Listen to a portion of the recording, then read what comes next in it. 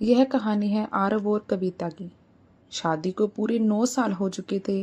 घर अच्छा था, पैसा ठीक था, समाज में इज्जत थी।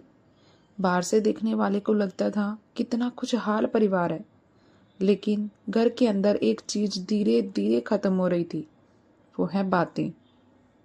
सुबह कविता चाय बनाती, आरव अखबार या मोबाइल में लगा रहता। ना गुड मॉर्निंग, ना आज कैसी हो, बस रोज का वही सन्नाटा। कविता सोचती, शायद शादी के बाद जिंदगी ऐसी ही होती है।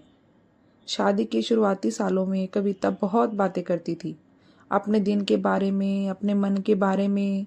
लेकिन हर बार आरव कहता, अभी नहीं, थक गया हूँ, बाद में बात करेंगे। धीरे धीरे कविता ने बोलना कम कर दिया। अब वह सोचती थी, जिसे सुनना ही नहीं उसे बताकर क्या फायदा। वह चुप रहने लगी, लेकिन अंदर ही अंदर टूटने लगी।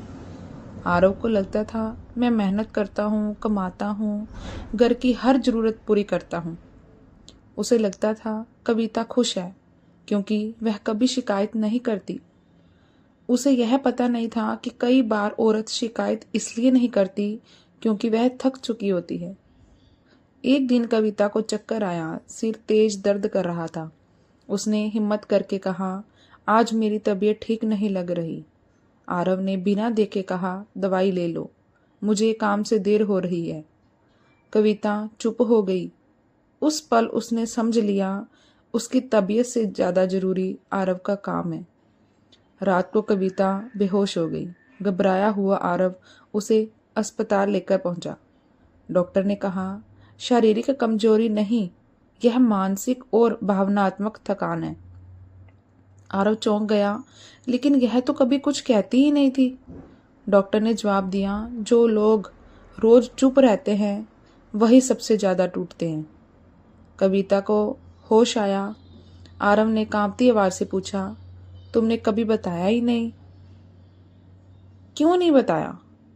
कविता ने धीरे से कहा, मैं बताती रही, लेकिन तुम सुनते नहीं थे।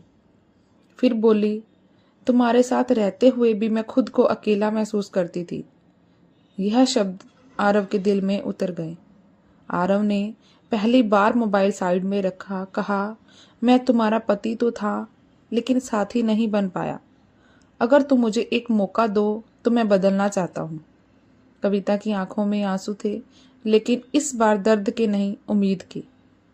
कुछ महीनों बाद सुबह कविता चाय बना रही है। आरव पास आता है और पूछता है, आज दिन कैसा रहा? कविता रुक जाती है। फिर हल्की सी मुस्कान आती है, क्योंकि आज कोई उसे सच में सुन रहा है। मेरे प्यारे दोस्तों, शादी में सबसे खतरनाक चीज लड़ाई नहीं, बल्कि चुप्पी होती है। पति का काम सिर्फ कमाना नहीं, पत्नी के दिल को समझना भी होता है। आज पूछ लो कैसी हो, क्योंकि कल शायद देर हो जाए।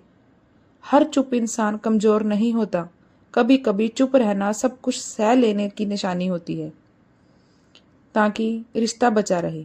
औरत सबसे पहले भावनात्मक रूप से थकती है। जब उसे सुना ना जाए तो वह बोलना छोड़ देती है, और यही रिश्ते की सबसे खतरनाक हालत होती है। समय न देना भी एक तरह की बेरुखी है। आप पास होकर भी दूर हो सकते हैं अगर सामने वाले के लिए समय नहीं है। रिश्ते में मैं सही हूं से नहीं चलते। रिश्ते चलते हैं, चलो बैठकर बात करते हैं। प्यार जताना रोज की जरूरत है। प्यार एक बार साबित नहीं किया जाता, उसे हर दिन महसूस करवाना पड़ता है।